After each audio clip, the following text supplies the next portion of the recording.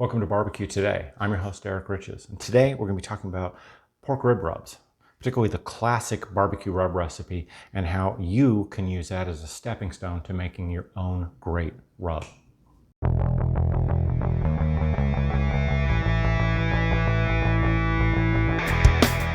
When it comes to making barbecue, the rub is our first step, setting that flavor profile. And there's a long tradition of rubs, going back centuries. But most of the rubs we see today have been around for the last couple of decades. And they start with a basic formula. 1 part salt, 1 part sugar, and 1 part everything else. It's the everything else that has all the flavor in it. We need the salt because, well, that's our greatest flavor enhancer. The sugar gives us the sweetness that we expect from barbecue, and all the other ingredients, well, that makes up a flavor profile that is unique to every single rub out there. And there are thousands of recipes for great rubs. Now, there's a couple of rules here. When we're using salt, we want to use a coarse grain salt. It helps develop a better bark. And, well, the coarser the salt, the less you use per measurement. 1/3 of a cup of coarse salt weighs less than 1/3 of a cup of table salt. We want to avoid salts that have iodine in them. We want a plain salt, nothing too elaborate, and we don't need anything too special. I've got a basic sea salt you can find at your grocery store for about $3.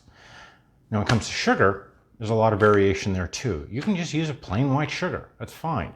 Brown sugar is much more traditional. It still has a bit of that molasses flavor. It gives it a better caramelization as it cooks. Now, there's an important part here. A barbecue rub is different from the seasoning you might put on a steak. Barbecue is cooked at low and slow temperatures. Sugar burns at 265 degrees. So as long as we're cooking below that temperature, we're making barbecue. If we're cooking above that temperature, we're really roasting with smoke. And there is a big difference. Traditional barbecue is cooked at a much lower temperature, keeps our sugar from burning, and it allows those flavors to grow and enhance over time. Now, similarly, our seasonings will cook along with it. And seasonings, spices, and herbs, they change flavor as they cook. And so that's an important part. I know a lot of people, they go into barbecue stores, they have tasters for the rubs, they sit in and taste them. It's like, that isn't what it's going to taste like when it's cooked. Picking out a raw rub and saying that's good, well, unless you have a lot of experience with that sort of thing, it's kind of hard to do. Now, this recipe, like I said, is classic. We have our salt, we have our sugar, we have our seasonings. Now, we're going to put the salt in with the rub, and there's been talk lately about salting first, letting it sit for a while, and then applying your rub, keeping the salt separate from everything else. The idea being that the salt's going to permeate into the meat. Now, putting the salt on first, well, that's brining, really. And there's a place for that, but barbecue operates a little bit differently. We want to be able to formulate that crust, and we want that crust to incorporate all of our flavors. By putting the salt in with our rub, it's going to mix with the natural juices of the meat. So we're going to put our rub on dry meat. That's actually the traditional way of doing it. I know a lot of people, they slather oil. One of the old methods was yellow mustard to get the rub to adhere. We want our barbecue to taste like meat. Our pork ribs should taste like pork ribs before anything else. Second, they should have a smoky flavor. And third, they should have everything else. Pouring in tons of sugar, tons of other things, overpowering everything, well, it's not really making barbecue. So by putting our salt in with our rub, putting it on the dry meat, letting it sit for 30 minutes before we go to the smoker, the moisture from the meat is going to draw in the salt. That's going to mix with everything else. It's going to help create that bark that we're looking for. So when people say, hey, hold off, put the salt on first, then add everything else, that's not really barbecue. So today we're going to make 1 cup of rub. So I have 1/3 of a cup of kosher salt, 1/3 of a cup of brown sugar. Now, for the everything else, we want pepper, black pepper. I have 2 tablespoons. Now, 1/3 of a cup is 5 tablespoons and 1 teaspoon. So here's 2 tablespoons. Next I have paprika. Now, paprika is funny. It doesn't have a lot of flavor to it, but it has a lot of color to it. And so this is a traditional spice for barbecue rubs because it gives that rub a reddish color. You can omit it. You don't need to use paprika. We could get rid of paprika from rubs forever, but you know, because of tradition. A tablespoon of paprika. Now I want a little heat, also more red color, so I've got a tablespoon of chili powder. I've got a tablespoon of granulated garlic, and then I've got a teaspoon of cumin. Now, we want a foundation, a flavor that kind of lies underneath everything else, and there are certain flavors that do that. Cumin is a really good one for that, but you know, I've seen people use ground coffee. Coffee works really well. Anything that's got a earthy flavor to it, that works great in rubs. So there we have it. Basic ingredients, basic rub. We've got our sugar, we've got our salt. We're gonna mix this up a bit, and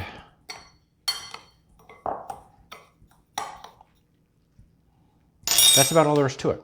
We want to make sure there aren't clumps of brown sugar. That'll happen. But we can work those out. Now, for the everything else, you can choose whatever you want. I mean, it's your rub. Don't let anyone tell you what's got to go in there. You can throw out the paprika. It's traditional, but it doesn't need to be there. You can use cayenne instead of chili powder if you want it to be really spicy. You can use onion with the garlic. You can use herbal elements. Rosemary, oregano, thyme, any of those sort of things.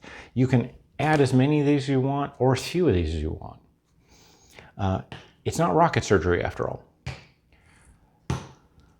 So that puts that all together. Now, I just want to point out there is one variation on this that's been around for quite some time. For those that want a hot and spicy rub, you can do this in 4 portions. Maybe 1 part salt, 1 part sugar, 1 part pepper, and 1 part spices and herbs. Now, when we talk about pepper, there's not just black pepper. There's red pepper. Now, I use chili powder. That's a red pepper. But one thing I encourage you to experiment with is white pepper. White pepper really takes a very deep flavor to it. And if you use black pepper, red pepper, and white pepper in combination, you get this folding heat that just kind of rolls over your tongue. Really wonderful. But again, I wanted to keep this simple. Now, I want to put this on our ribs. So I'm going to use a shaker. And by shaker, I mean, well, a used up spice container.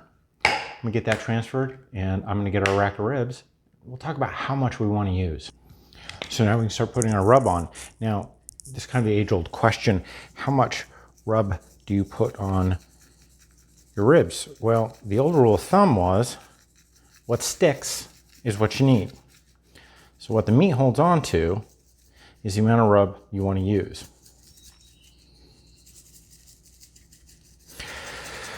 What it really works out to is about 3 tablespoons a rack. So this one recipe, well, you should be able to get a good 5 racks of ribs out of here. Just get it evenly distributed, try to get it around the edges. Now, I like to get more of the rub on the meat side because, well, that's where all the meat is. That's where you want the flavor to be. But we are going to go over the other side lightly.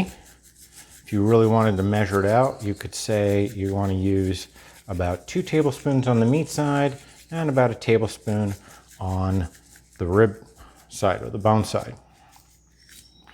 And there we go.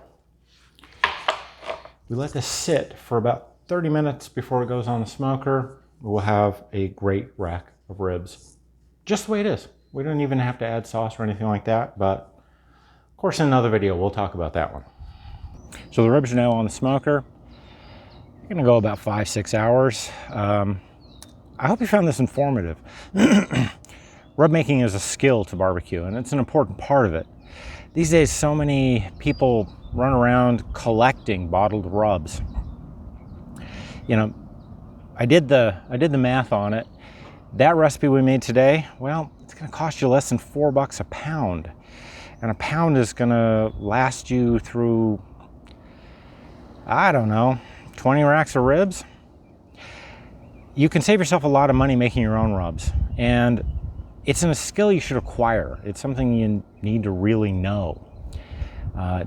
There's so many people out there trying to make a quick buck selling bottled rubs. They have huge Instagram accounts, and you know, they think they're famous for their rubs, but well, any great pitmaster makes their own. So I hope you found it informative.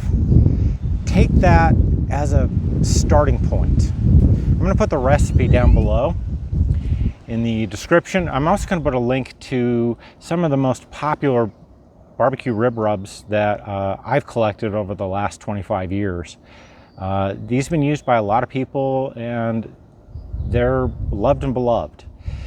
They've been tweaked over all this time, and they reflect a lot of different styles. So check out the link below.